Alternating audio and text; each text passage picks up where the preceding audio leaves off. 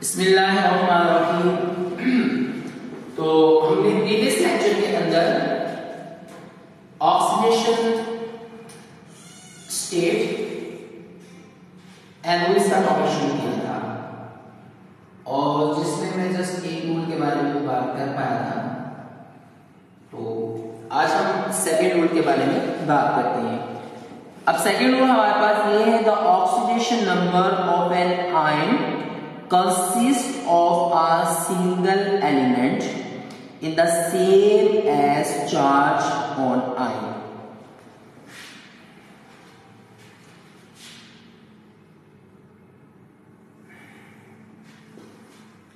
अब इस बात का मतलब ये है कि हमारे पास एक आयन का जो ऑक्सीडेशन नंबर होता है एक सिंगल एलिमेंट के ऊपर मुश्तमिल होता है। जिस तरह हमारे पास एक सिंगल आयन के ऊपर चार्ज होता है, ठीक है, इस बात को ध्यान से समझना। Charge of an ion consist of only one element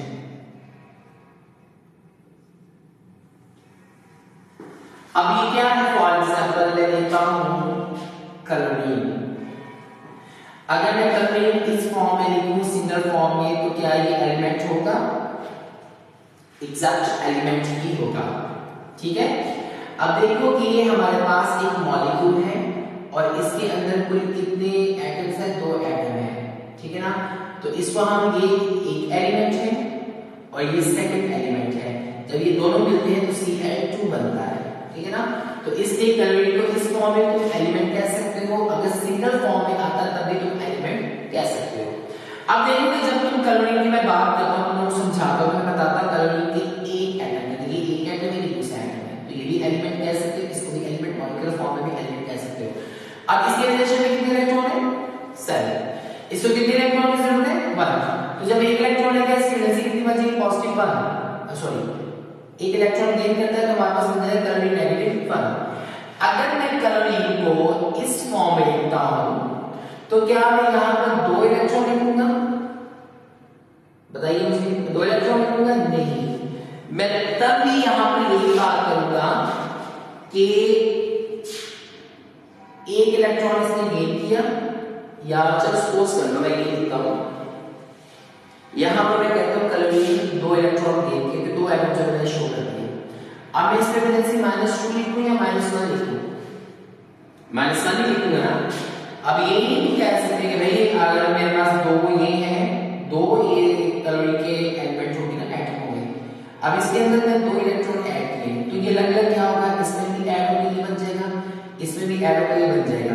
तो मींस के दोनों क्लोरीन के एक एटम है, तो मैं आगे इसमें वैलेंसी में 1 ही शो करूंगा, ना कि 2 एलिमेंट के इकट्ठे लिखता हूं, उसमें 2 इलेक्ट्रॉन ऐड कर दूं तो वैलेंसी -2 नहीं बनेगी, -1 ही रहेगी।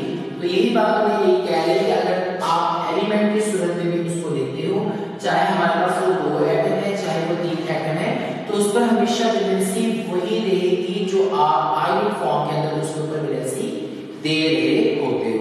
बात आई समझ में? अब नेक्स्ट हमारे पास रूल है, अब जो आप लोगों का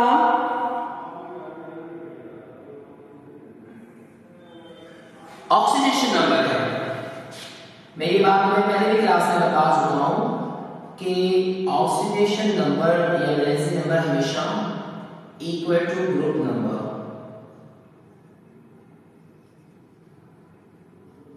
ग्रुप नंबर के इक्वल होता है। अब टोटल तुम्हारे कितने ग्रुप्स हैं? 18 ग्रुप्स हैं। 1 से लेकर 18 तक नंबर दिए हैं। इट मींस हमारे पास ओवरऑल उसको क्या काउंट करेंगे? हम 8 तक काउंट करेंगे, नंबर को से 18 है। इसका मतलब ये हुआ कि 1 2 3 4 5 6 7 8। इसमें जो तुम लोगों का ये तीसरे वाला है, 13 ग्रुप का नाम दिया गया है, इसको 14 का किताब दे रहे हैं, इसको 15 का, इसको 16 का, इसे 17 का, और जो 8वां ग्रुप है उसको किसका नाम दिया गया है? 18 का दे दिया गया है। ठीक है, तो अब हमारे पास जो पहले 2 ग्रुप है, ठीक है ना, पहले ग्रुप में जितने एलिमेंट्स मौजूद हैं उनकी वैलेंसी हमेशा 1 होगी, जो दूसरे ग्रुप के एलिमेंट्स हैं उनकी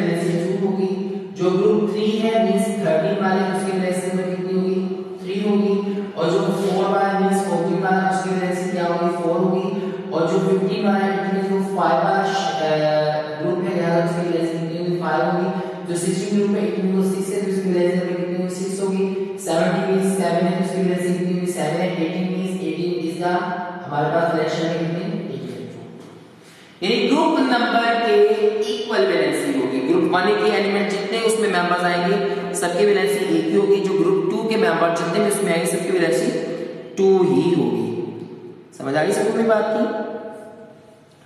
फिर उसके बाद हमारे पास नेक्स्ट है, तुम लोग क्लास के अंदर में अक्सर ये बात बताता रहता हूं कि जो नॉन मेटल्स है ना उनकी हमेशा पहचान ये है कि वो इलेक्ट्रॉन को गेन करता है। अब हाइड्रोजन आज तक तुम लोगों ने यही बात पढ़ी, हाइड्रोजन एक नॉन मेटल है।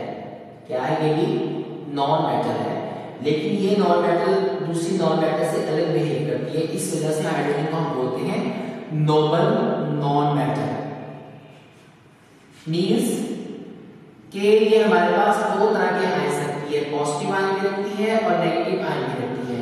तो इस सूरत में इसको हम हाइड्रोजन आयन बोलते हैं जब ये इलेक्ट्रॉन को निकालती है। हाइड्रोजन आयन या प्रोटॉन इसको कहा जाता है, और इस सूरत में इसको हाइड्राइड आयन जब ये नेगेटिव रहती है। इस तरह बात हाइड्रोजन नॉन मेटल है कि जिसके अंदर ये दोनों आयन बनाने का रुझान होता है। अब ये बात ध्यान रखना, जो ग्रुप 1A और ग्रुप 2A के एलिमेंट्स हैं मींस अल्कली मेटल्स हैं और अल्कलाइन अर्थ मेटल्स हैं, इनमें से इन दोनों ग्रुप में से किसी भी एलिमेंट के साथ जब भी हाइड्रोजन रिएक्शन करेगा तो उसमें हाइड्रोजन की वैलेंसी होगी -1, यानी हाइड्रोजन का ये वाला आयन काम करेगा। और बाकी जितने ग्रुप्स हैं 30 से लेकर 17 तक, इनसे जब भी हाइड्रोजन रिएक्ट करेगा तो उसकी वैलेंसी होगी +1। ठीक है, तो इस वजह से जो हमारे पास अल्कली या अल्कलाइन अर्थ मेटल जिनमें हाइड्रोजन मौजूद होती है उन्हें हम बोलते हैं हाइड्राइड्स। क्या बोला जाता है बेटा, समझ आ रही है सबको ये बात की कि हाइड्रोजन जो है वो दो तरह के आयंस बनाता है, हाइड्रोजन पॉजिटिव आयन भी बनाता है, नेगेटिव आयन भी बनाता है। सिर्फ ये दो ग्रुप्स पहले कि जब भी हाइड्रोजन इससे रिएक्ट करेगा तो इसकी वैलेंसी क्या होगी -1, और जब भी हाइड्रोजन अल्कली या अल्कलाइन अर्थ मेटल्स के साथ रिएक्शन करेगा तो उनमें अगर हाइड्रोजन मौजूद हुआ तो वो हमारे पास कंपाउंड क्या कहलाएंगे हाइड्राइड। और सोडियम है इसके साथ हाइड्रोजन हुआ, ये ग्रुप 1A के एलिमेंट है, ठीक है। लिथियम है तो इसमें हाइड्रोजन है, ये भी हाइड्राइड है। इस तरह मैग्नीशियम सेकंड ग्रुप का है, उसके साथ हाइड्रोजन, कैल्शियम भी दूसरे ग्रुप का है, इसके साथ हाइड्रोजन। ऐसे अगर अल्कली या अल्कलाइन अर्थ मेटल किसी में ग्रुप में से किसी भी एलिमेंट के साथ हाइड्रोजन अटैच हो गया तो उन कंपाउंड्स को हम क्या बोलेंगे हाइड्राइड्स बोलेंगे। ठीक है, तो ये बात अपने जहन में रखना, जो रूल्स बताए जा रहे हैं ये रूल्स अपने तुमने जहन में रखने हैं। उसके बाद सेकंड हमारे पास रूल है ऑक्सीजन के हवाले से।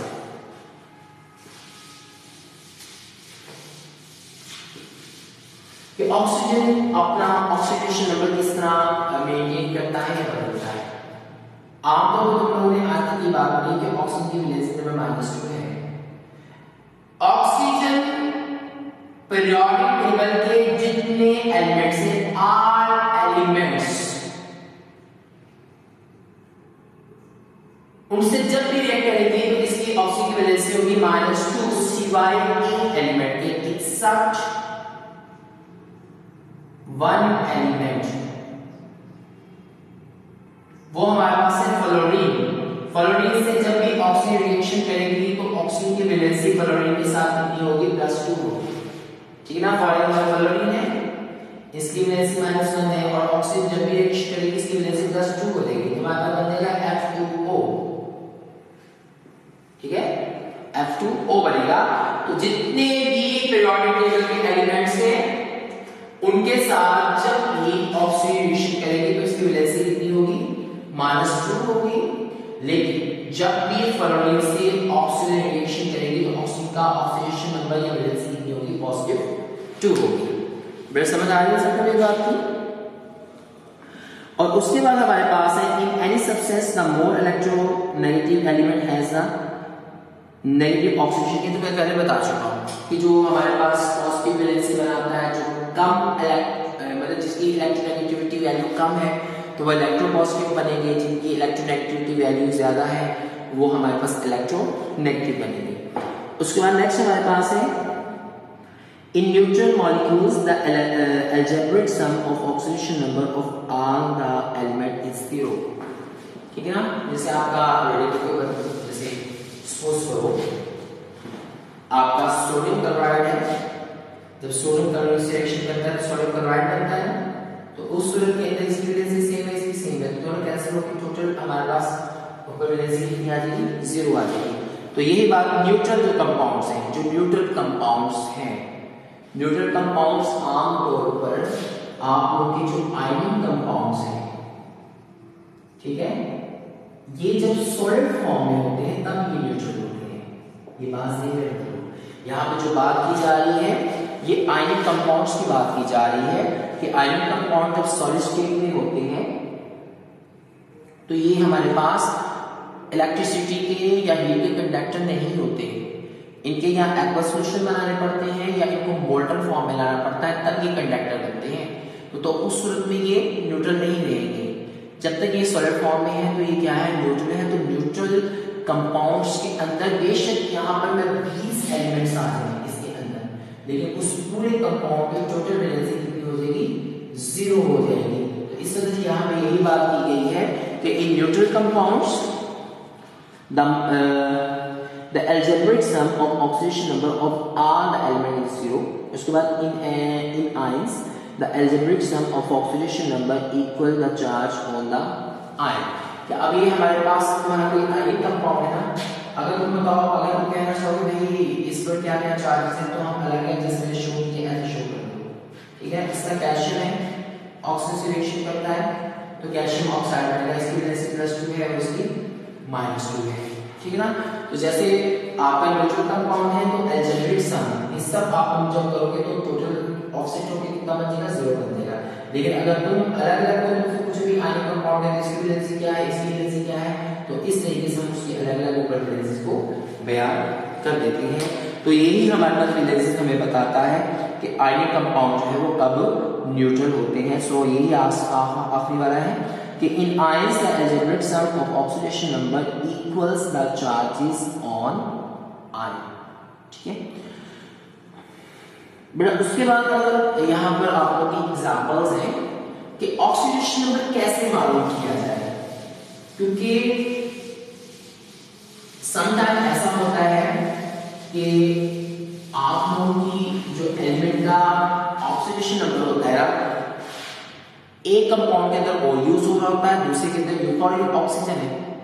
अब जैसे मैंने बताया कि ऑक्सीजन जो है वो जितने भी आपके पीरियोडिक टेबल के अंदर एलिमेंट्स हैं, जब भी उससे रिएक्शन होगा तो उसका ऑक्सीडेशन नंबर कितना होगा, +2।